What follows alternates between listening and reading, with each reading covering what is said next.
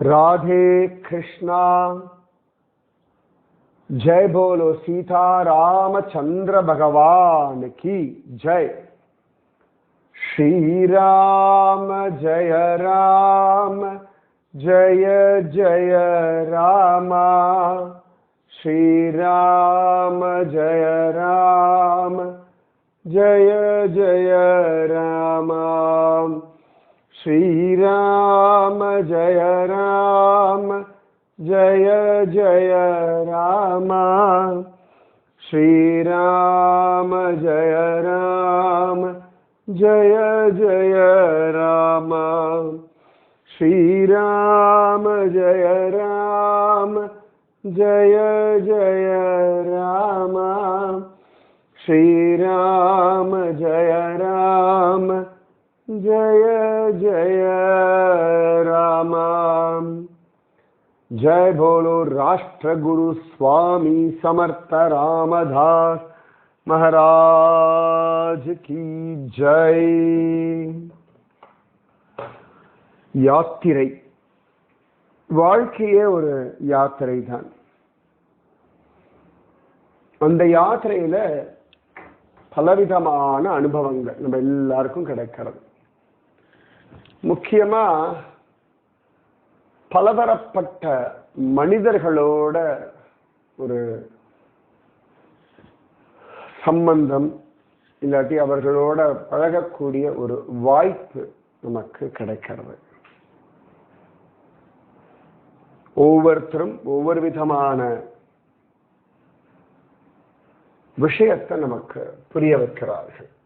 குழந்தை, வயதானவர்கள், மரம், செடி, கொடி, புல்லு, ஆகாசம், சந்திரன், சூரியன், நட்சத்திரங்கள், விஞ்ஞான உபகரணங்கள், ஃப்ரிட்ஜ், ஏசி, இதெல்லாம் எல்லாமே ஒவ்வொன்றும் ஒவ்வொரு விதத்துல ஒரு விஷயத்தை நமக்கு சொல்லிட்டே இருக்கு.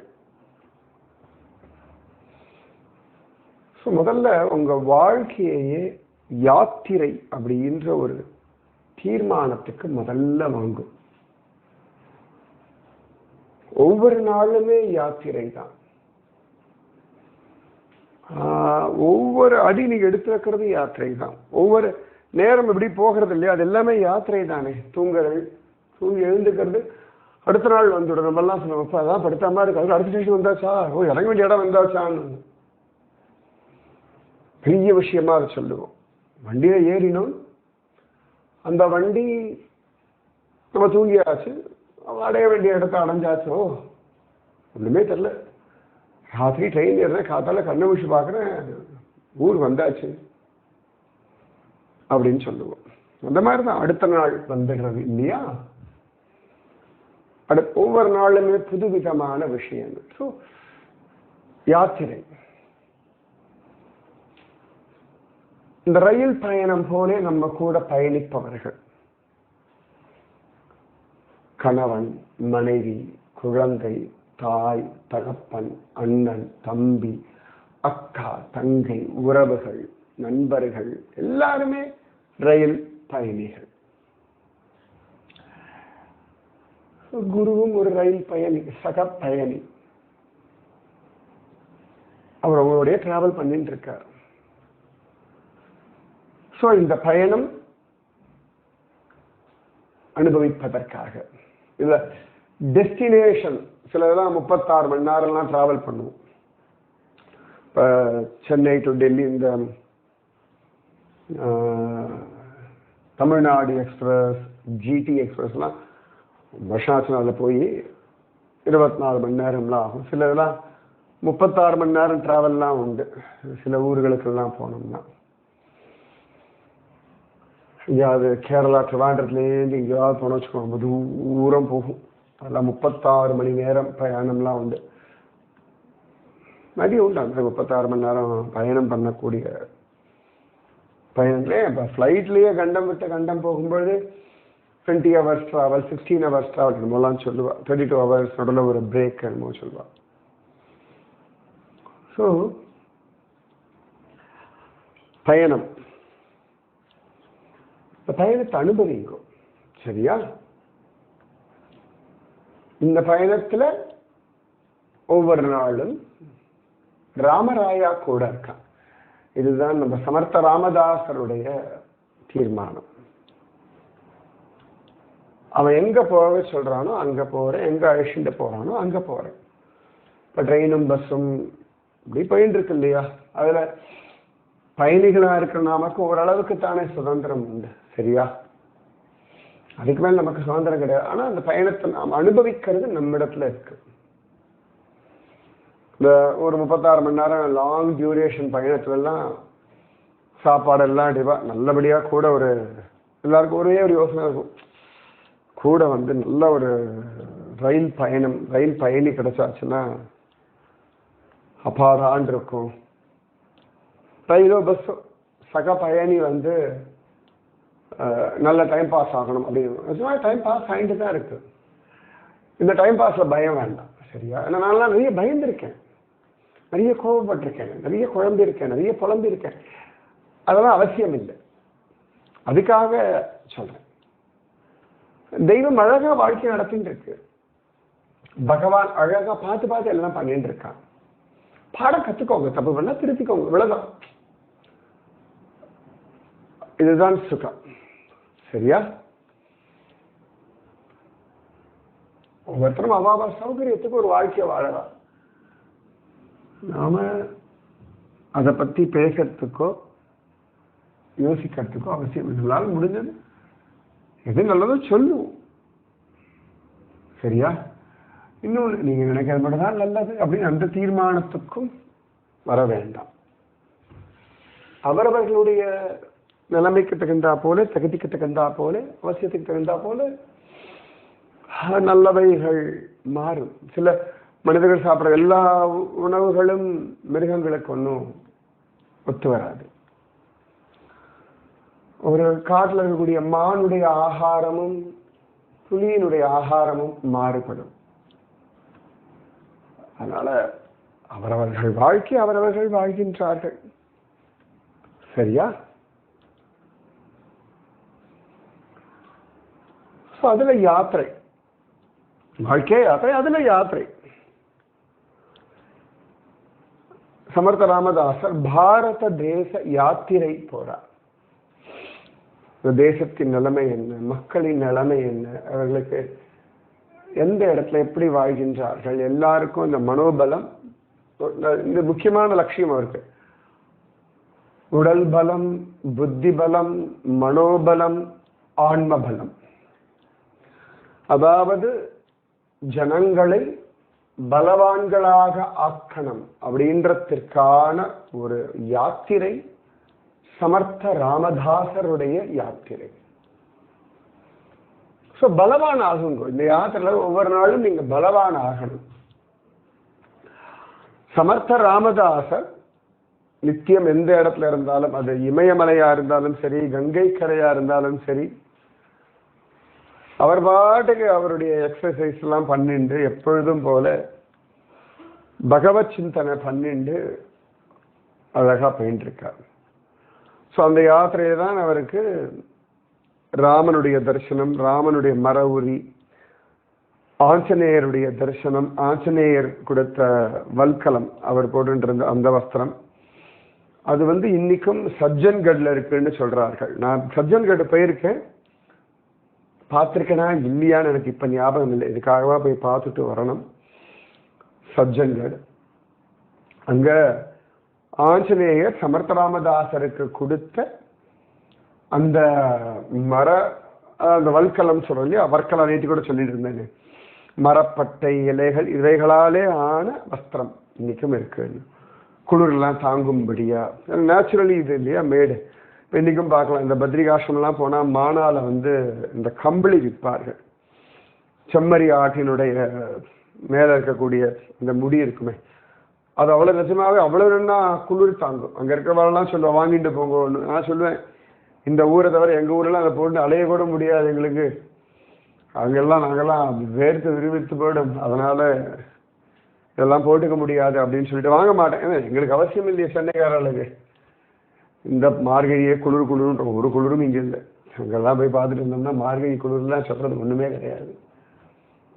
அப்ப அது நல்லா இருக்கும். எப்பொழுது இந்த மாதிரி தான் இப்ப இதுக்கு போயிருந்தேன், துவாரகா போகும்பொழுது போர்பந்தர்ல தான் ஜாம்பவான் குகை போனேன். அப்ப அந்த ஜாம்பவான் குகை வெளியில அவ்வளவு சூடு அன்னைக்கெல்லாம் மத்தியான நேரம். அதே ஜாம்பவான் குகைக்குள்ள போனா குழு குழு குழுன்னு இருக்கு, ஏசி போட்ட மாதிரி அவ்வளோ பெரிய இடம் அந்த ஜாம்பவான் குகை. அதுல இவ்வளவு சில்லுன்னு நிஜமாவே கற்பனை கூட பண்ணி பார்க்க முடியாது. இயற்கை இயற்கை தானே. ஸோ சமர்த்த ராமதாசர் இதெல்லாம் போட்டு அழகா, ஏன்னா அவர் வெறும் கோமணத்தை கட்டிட்டு தானே போவார். அவருக்கு கவலையே கிடையாது, பாதத்துல செருப்பு கூட கிடையாது, பாதுகையும் கிடையாது. இப்படியே போறார். கேதார்நாத் இதெல்லாம் தரிசனம் பண்றார். அது சந்தோஷம். இப்பெல்லாம் இன்னும் ஹிமாலயாஸ் போறது இன்னொரு எக்ஸ்ட்ரா ஒரு சந்தோஷம் கிடைச்சிருக்கு. சமர்த்த ராமதாசர் போன இடங்கள் அப்படின்னு சார்தாமே அவர் போயினார் அப்படின்னு தான் இருக்கு. கங்கோத்ரி, யமுனோத்ரி எல்லாமே போனார்னு தான் இருக்கு. கேதார்நாத், அங்கிருந்து மானசரோவர் கைலாஷ் போறார். அந்த காலத்துல அப்படிதான் போவார்கள். கைலாஷ் மானசரோவர் யாத்திரை கேதார்நாத் வழியாக போவார்கள். அப்பெல்லாம் அகண்ட பாரதம் தானே. இந்த மாதிரி திபெத் அந்த மாதிரிலாம் பெருசா பிரியல் இல்லையா. அப்ப சமர்த்த ராமதாசர் கைலாசம் போறார். இது வரைக்கும் நான் போனதில்லை, ரொம்ப நாள் வெயிட்டிங். கைலாச யாத்திரை, கைலாஷ் மானசரோவர் யாத்திரை. அது இந்த சைனா வழியா போகணுன்றதுனால ஒரு கோபம் எனக்கு. அது எப்பொழுது இந்தியா வழியா போகணுமோ அப்பதான் போகணும்னு காத்துட்டு இருக்கேன். நிச்சயமா ஒரு நாள் அழிச்சுட்டு போவான் பகவான். எப்படி ராம ஜென்ம பூமியில ராமனுக்கு கோவில் கட்டின பிறகுதான் போகணும் அப்படின்னு 14 வருஷமா காத்துட்டு இருக்கேனும், அதே போல நிச்சயமா இப்ப அடுத்த வருஷம் கட்டாயம், இந்த வருஷமா அடுத்த வருஷமும் அயோத்தியா போய் ராம்லல்லாவுடைய பெரிய அந்த கோவிலை பார்த்துட்டு கொண்டாடிட்டு வரணும். எப்ப ஏதெல்லாம் தெரியாது, ராம்லல்லா எப்ப கூப்பிடுறானோ, நந்தலாலா மாதிரி ராம் லல்லான்னு பேர் அவனுக்கு. அந்த குழந்தைய போய் பார்த்துட்டு வரணும். அவன் சக்கரவர்த்தி திருமகனை ஜம்மனு பெரியதான அந்த ராம ஜென்ம பூமியினுடைய கோவில்ல பார்க்கறத காத்துட்டு இருக்க பல கோடி ஜீவர்கள்ல நானும் ஒருவன். அதெல்லாம் ஒண்ணும் கிடையாது. 14 வருஷம்லாம் சொல்றதெல்லாம் 300-400 வருஷமா சில குலத்தை சேர்ந்தவர்கள்லாம் தலையில டர்பன் கட்டாம காலில் செருப்பு போடாம அதெல்லாம் காத்துட்டு இருக்கா. எப்படா அப்ப ராம ஜென்ம பூமியில கோவில்ல பகவான் பிரதிஷ்டை ஆவான்னு அவருடைய தாத்தாக்கள் கொள்ளு தாத்தாக்கள் காலத்திலிருந்து காத்துட்டு இருக்கார்கள். இப்ப அவர்கள்லாம் தலையில டர்பன் கட்ட போறார்கள், அந்த ஒரு குறிப்பிட்ட வம்சத்தை சேர்ந்தவர்கள். நிஜமாவே ராம ஜென்ம பூமின்றது ஒரு வெறும் கோவில் இல்லை, பல பேருடைய ஹிருதயத்தினுடைய தாபம் தமம். சமர்த்த ராமதாசர் அவ்வளவு அழுத சொன்னேன் இல்லையா. சமர்த்த ராமதாசர் அந்த மாதிரி கைலாசம் போறார். கைலாசம் சிவஸ்வரூபம், சிவனுடைய சிவபெருமானுடைய ஸ்தலம்னு சொல்ற விட சிவஸ்வரூபம் அந்த கைலாசம். நான் போனதில்லை, ஆனா போயிட்டு வந்த சில சிஷ்யாலாம் சொல்லுவா அப்படி இருக்கும் அப்படின்னு சொல்லுவா.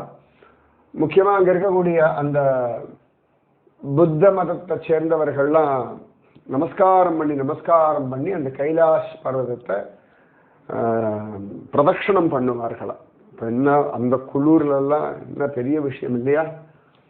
அவர்களுக்கு அது புத்த மத சம்பந்தமா, ஆனா சொல்லப்பட்டது என்னமோ நம்முடைய வேதத்துல சொல்லப்பட்டது தான் கைலாசம். அதனால சனாதன தர்மவாசிகளுக்கு தான் நிறைய உரிமை அங்க உண்டு.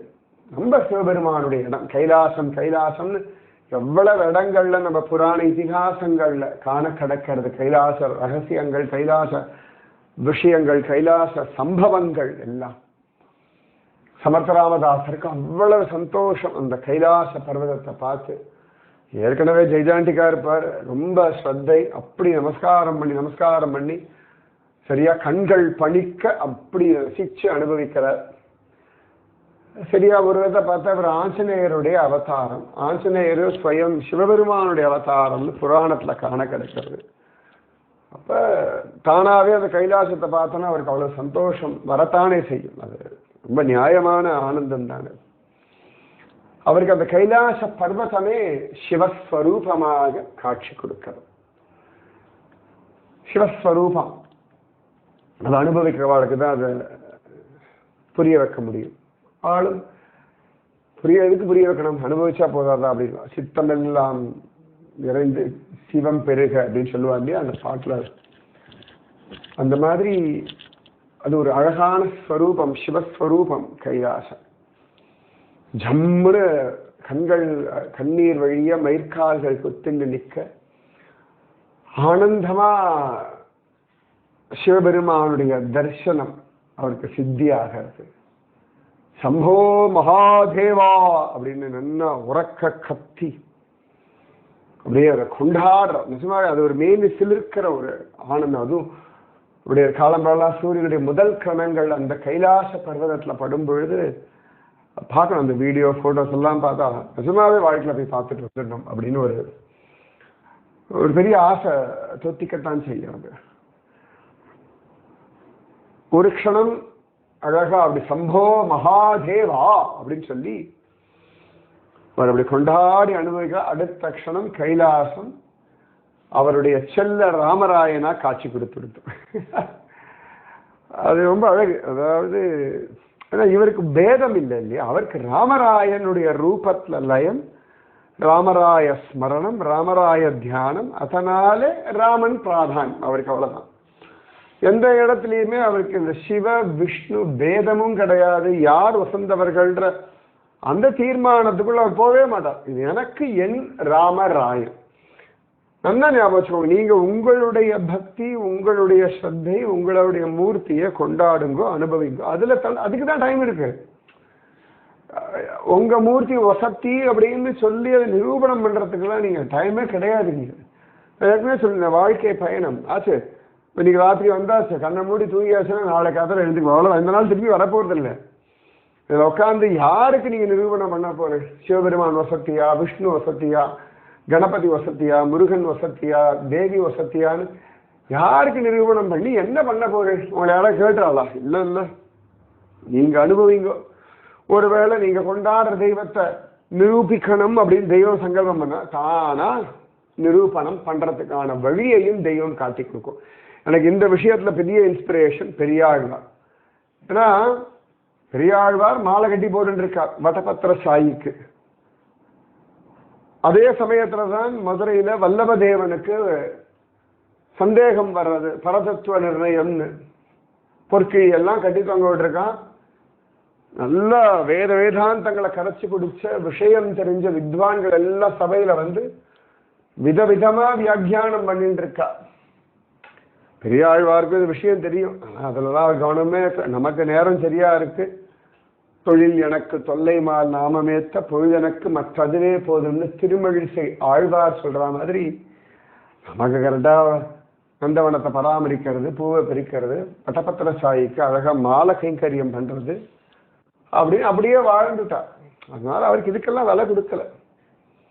ஆனா வடபத்திர சாயியே சொப்பனத்துல உத்தரவு கொடுத்து நீ இப்போ வல்லபதேவனுடைய சபையில பரதத்துவம் நிர்ணயம் பண்ணுன்னு சுவாமி உத்தரவு கொடுத்ததுனால சுவாமியினுடைய வார்த்தைக்காக மதுரை போனார். வல்லபதேவனுடைய சபையில போய் பரதத்துவம் நிர்ணயம் பண்ணார். அதான் அந்த மாதிரி தான் பண்ணலாமே ஒழிய சாதாரண மனுஷா இடத்துல எல்லாம் போய் நீங்க நேர விரயம். புரியுறதா? உங்களுக்கு அந்த சமயத்துல ஒரு அனுபவம் கிடைச்சிடும்ல, அதையே விடணும், அதையே தடுத்துக்கணும், அதையே தள்ளி போடணும். நம்ம வேற ஏதான வேலையில கவனம் வச்சுட்டு வச்சுக்கோங்களேன், இந்த அனுபவம் தள்ளி போடப்படும் இல்லையா? இதுக்கு உதாரணம் கோபிகைகள். ஃபர்ஸ்ட் கிளாஸ் கிருஷ்ணானுபவம் கிடைச்சுட்டு இருக்கு. அதுல கவனம் வைக்காம தேவர்கள் கொண்டாடுறா, அதுல போய் மனசை வச்சா ஆஹா தேவர்களே எங்களை கொண்டாடுறான்னு போச்சு. என்ன ஆயிடுது? கிருஷ்ண அனுபவம் ராசலீலேருந்து கண்ணன் மறைஞ்சு போயிட்டான். கொஞ்ச நேரம் தள்ளி போடப்பட்டிருக்கா இல்லையா? கோபிகா கீதம் பாடின அதெல்லாம் இருக்கட்டும். ஆனா கொஞ்ச நேரம் இந்த அனுபவம் போஸ்ட்பான் ஆயிடுதா இல்லையா? எதுக்கு அது? அதனால நீங்க பக்தி பண்ணுங்க, நாமஜபம் பண்ணுங்க, உங்க தெய்வ அனுபவங்கள் அதை அனுபவிச்சிருங்க. நம்ம இலையை பார்த்து நம்ம சாப்பிடணும். கரெக்டா? பக்கத்தில் இருக்கவா இல்லையா, இல்லாட்டி அவளுடைய வேகம் அதுக்கு நம்ம சாப்பிட்டா சரி வருமா? அவா சாப்பிட்ற மாதிரி சாப்பிட்டா நமக்கு சரி வருமா? இப்படி ஒரு அனுபவம் ஆச்சு எனக்கு. நான் என்னோட சிஷ்யா சில பேர்லாம் நான் சொல்றது ஒரு 10 வருஷத்துக்கு முன்னாடி நினைக்கிறேன். மெட்ராஸ் ஒரு ராஜஸ்தானி ஹோட்டல் சரின்னு சொல்லி சாப்பிட போகணும். அது என்னென்னமோ கொண்டு வைக்கிறான் தட்டில் பெருசா. பார்த்தோம் நிஜமாவே போனதுல 3 பேருக்கு அது பேர் கூட தெரியாது, என்னென்ன பதார்த்தம் அப்படின்னு. எதை முதல்ல சாப்பிடணும்னு தெரியல. நம்மளோடதுன்னா சரி பாயசம், இது பச்சடி, இது காய், இது பருப்பு, இது வடை, இது அப்பளம், ஊறுகாய், ரைட், இது இப்படி தொட்டுக்கலான்னு ஒரு ஐடியா இருக்கு. ஓகே, நார்த் இந்தியன் சாப்பாடுனா ஓகே, சப்பாத்தி உண்டு, டால் உண்டு, அப்படி ஏதாவது ஓரளவுக்கு ஜட்ஜ் பண்ணலாம். இப்போதான் உத்தராகண்ட் நிறைய போய் பழக்கம் இருக்கு, அப்பெல்லாம் ஒன்றும் தெரியாது. அப்ப ஒருத்தர் சிஷ்யன் இருந்தால் அவன் பாட்டுக்கு எடுத்து சாப்பிட ஆரம்பிச்சான். அவனை பார்த்து நாங்கள் சாப்பிட ஆரம்பித்தோம்.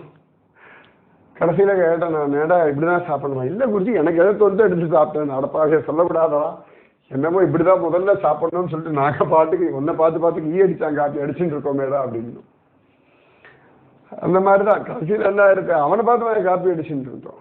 அவசியம் என்ன இருக்கு? நமக்கான அனுபவம் அதுல தலைக்கணும், அதுல மயங்கி கிடக்கணும், அதை ரசிக்கணும், அவ்வளவுதான் நமக்கு வேண்டியது. அதுக்கு மேல அடுத்தவர்களை பார்த்து நாம ஒண்ணு பண்ண ஆரம்பிச்சோம்னா சரி வராது. புரியுதா? பக்தியா இருக்கட்டும், உலகாயுத விஷயமா இருக்கும், உங்க வேகம் உங்களுடைய மெத்தட்ல நீங்க போயிட்டு இருக்கும். Never ever compare. அது குழந்தைகள் அவ்வளவு ஜாலியா இருக்கு, அந்த மாதிரி ஜாலியா இருக்கும். அந்த குழந்தைங்க எப்ப டென்ஷன் வருது, அவளோட நான் தான் முன்னாடி அப்படிலாம் வரும்போது தான் டென்ஷன் ஆகிடுது. அவசியமே இல்லை. நான் திரும்பி சொல்லுவேன், யானை ஆமையும் முயலும், இந்த கதையே தப்புன்னு சமயத்துல. அதுக்கு ஒரு வேகம், அதுக்கு ஒரு வாழ்க்கை, முயலுக்கு ஒரு வேகம், முயலுக்கு ஒரு வாழ்க்கை, 2 பேருக்கு ஒன்னா போட்டி வைக்கணும். ஓகே, கதையா அழகா இருக்க வழியே.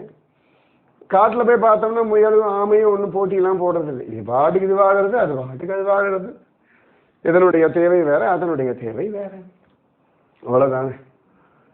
ஒவ்வொன்றுத்துக்கும் ஒவ்வொரு இடத்துல பலம். அதனால உங்க பக்தி உங்களுடைய நாமஜபம்.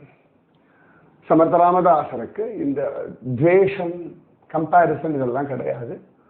ஒரு க்ஷணம் அழகான சம்போ மகாதேவருடைய தரிசனம், இன்னொரு சமயம் அழகான ராமராயனுடைய தரிசனம். அவ்வளவு ஆனந்தம் அவருக்கு, பரம திருப்தி, அப்பாடா. அது நிஜமாவே அந்த மொமெண்ட் அங்க நின்னாதான் தெரியும். அது கேதார்நாத் போனதுக்கே வா பார்த்தாச்சு அப்படின்னு ஒரு குஷி வரும். இந்த மாதிரி துங்குநாத் நான் போனதை வச்சு நான் சொல்றேன், பத்ரிகாசம் ஒவ்வொன்றும் ஒரு அழகு வச்சுக்கோங்களேன். அப்ப அத்தனை அவசரம் கைலாசம் போய் அந்த கைலாச தரிசனம், அதுல சிவபெருமானுடைய தரிசனம், ஜோரான ராமராயாவினுடைய தரிசனம். ஸோ எங்க வேணாலும் ராமராயாவுடைய தரிசனம் கிடைக்கும்.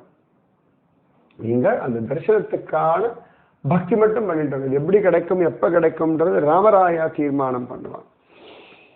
இப்படி சமர்த்த ராமதாசர் கைலாஷ் யாத்திரை போய் அழகா தரிசனம் பண்றார். அப்படி திரும்பி அங்கிருந்து கிளம்புறார். யாத்திரை தானே, அந்தந்த தரிசனம். அங்க எவ்வளவு நாள் ராமராயா சொல்றானோ அத்தனை நாள் அங்க இருக்கார். அதன் பிறகு அங்கிருந்து கிளம்பி அடுத்த இடத்துக்கு போவார். இப்படிதான் அவருடைய யாத்திரை. நிறைய இடங்கள், போன இடங்கள்ல பெயர்கள்லாம் காண கிடைக்கிறது. எல்லா இடத்துலையும் அவருடைய அனுபவங்கள் பெருசா சொல்லப்படலை, தெரிஞ்ச வரைக்கும் சொல்லிட்டு இருக்கேன். சரியா?